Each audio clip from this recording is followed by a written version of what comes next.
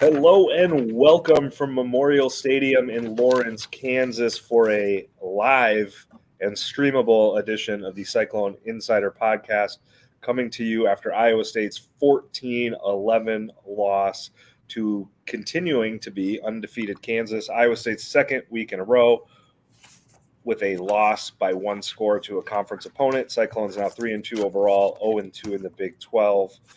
And Randy, I think there's a lot to talk about in this game, but I think obviously the number one concern for Iowa State is its special teams. Jace Gilbert misses 3 field goals, including one that would have tied it with 30 seconds to play. Bo Freeler gets called for catch interference on a punt coverage. They give up a kickoff to the 45, and Jalen Knoll muffs a punt. I think that's everything, but I could be forgetting one. Oh, and they botched the PAT at a high snap on a PAT that Blake Clark made lemonade out of lemons by turning into a 2-point conversion. But I think there's plenty of blame to go around, but I don't know how you do anything but start at special teams after a day like that for Iowa State. Yeah, no, you're exactly right. And I felt sorry for Jace Gilbert after the game. I mean, we didn't get to talk to him. Obviously, he's a true freshman, but to put a true freshman in a situation like that, that says a lot for the faith that Matt Campbell has on him. Number one, but also for Iowa State program to be in a situation where you've got a true freshman kicker who you need to perform at his highest level in that situation. That's something too. And given the fact that we've seen Iowa State special teams play so poorly over the years, I was kind of hoping this would be one of those years where Iowa State would have a breakout special teams season. And let's not forget that Jace Gilbert was 5 for 5 coming into this game. I know that doesn't make a difference. I get that. Hadn't attempted one further than 39 yards. Yes, exactly. Yes. But to have 2 field goals or 2 field goal attempts smack off the right upright. That's obviously we've seen one happen in a game, but to have 2 happen in a game, oh my gosh! And then on 4th and 1, they're at the 20 with however many seconds to go. Matt had that decision made up before, made up in his mind before it got there. I mean, because they let the clock run down to 30 plus seconds, whatever, 34 seconds, something like that from 1:11. So that's exactly what Matt was going to do. And I guess I give credit for Matt Campbell there in that situation for giving the kid a chance to leave. Wasn't the greatest of games with an emotional high, at least, to send the game into overtime. It's not like Iowa State had been rushing the ball proficiently, so who the heck says that they would have made even got a yard? I am assuming they would have, but they would have still had 19 more to go or whatever. So, and remember, you're playing without your top 2 running backs. So I guess I don't fault the decision. It's just unfortunate that it's happened. That what happened today happened during the spell where the special teams have just been horrendous, like I said earlier.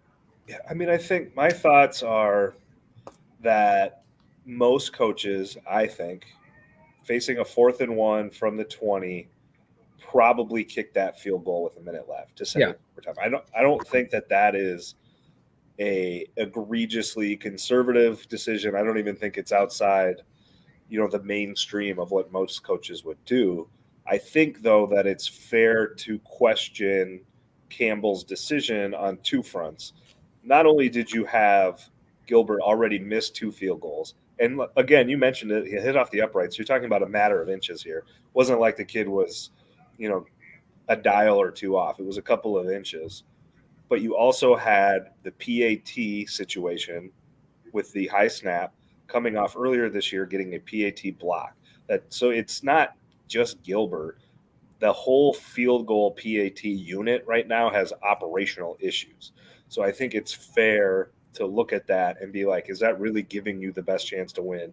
To put a shaky unit out there with a true freshman who's already struggled that day and try to go win the game on the road under a high pressure situation, regardless of the result. Like whether he makes it or not, I think you can look at that decision and be like, was that the best decision? The other thing I think that's worth wondering about is that when we asked Campbell about it after the game, he said in his gut he felt the decision was best to go play for overtime and win the game in overtime.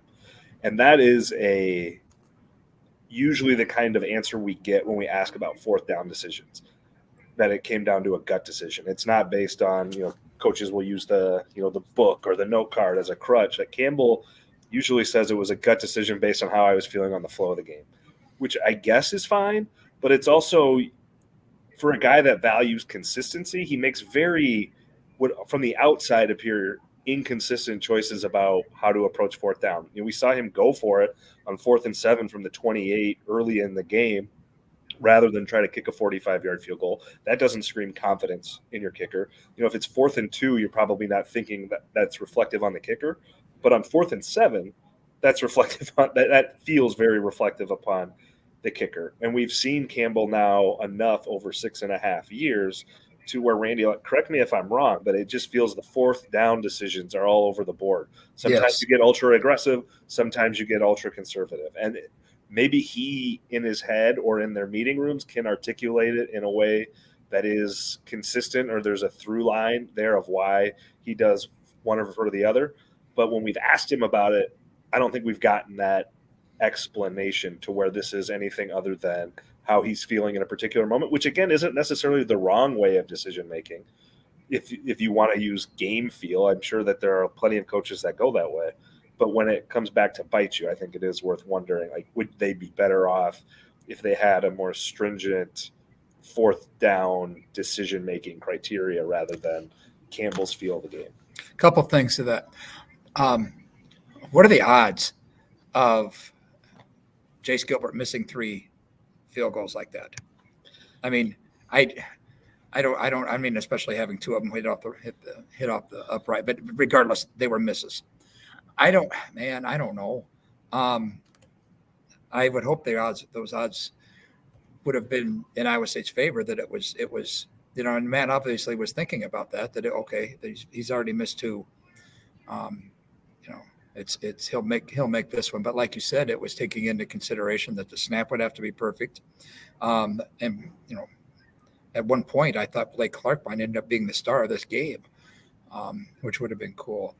But we can sit here and rail on the kicking game or on the special teams, which it was a total collapse from all aspects of the special teams.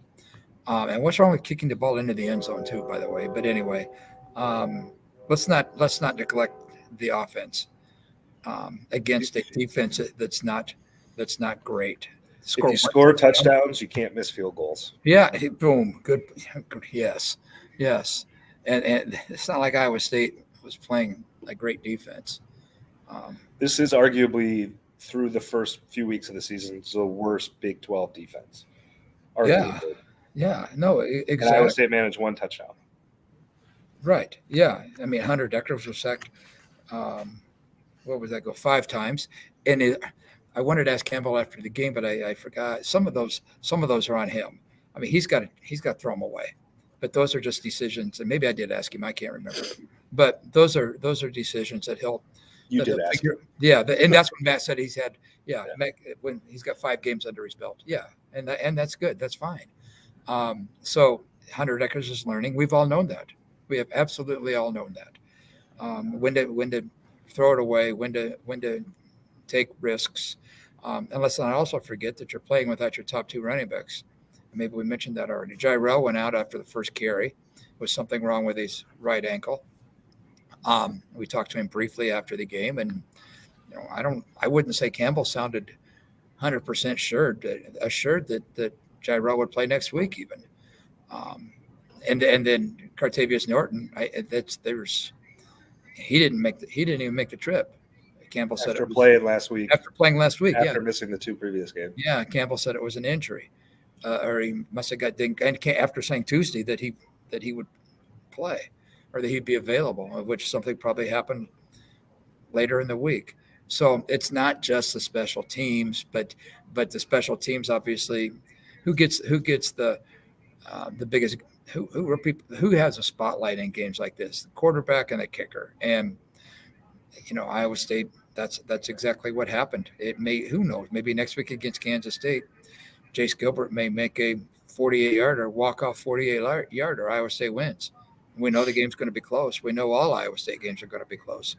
So, so I guess there's lots of work to be done, but we'll see what happens going forward. Yeah, I mean, to me, with the offense, the reasons for concern, while acknowledging it's a small sample size for a young team that can certainly get better, is I think the running game was questionable last week, even with Jyrell Brock, before he ripped off that 37-yarder late in the game. Yeah. They were really, really struggling. And we've seen Hunter Dekkers play his 2 worst games of the year in back-to-back weeks. Mm-hmm. One against a top-level defense, and I don't think this Kansas defense is going to be a top-level defense. And we saw him handle an elite defense in Iowa earlier this year. So you've seen him now, I don't want to say go backwards, but just not – he's had his in my opinion, he's had his 2 worst games last year. It's going to be a roller coaster with him because, like Campbell said, it's his 5th game. And it's his 3rd year, but his 5th game. Yeah, 3rd year, but 5th game, but he hadn't played a whole lot in those previous games. Without a doubt. But I guess my point is that he – again, if you're talking about for this year, he's played his 2 worst games.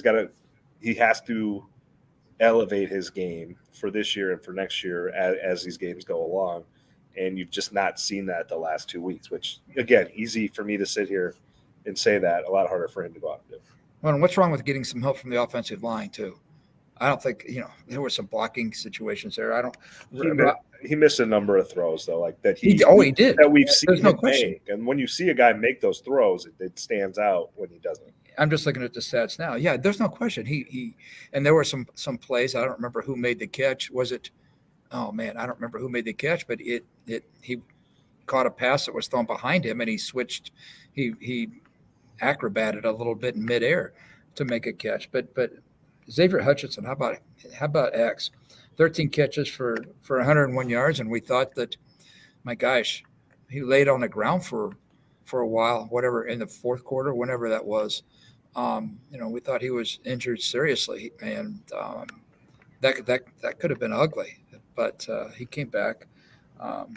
Dimitri Stanley had solid game receiving, but I don't know. It just comes down to. I don't know. Iowa State had a good plan defensively against Kansas in the second half, at least. I don't think Kansas moved the ball a ton in the second half. Jalen Daniels didn't get out and do anything in the second half. He didn't go crazy like we'd heard he can.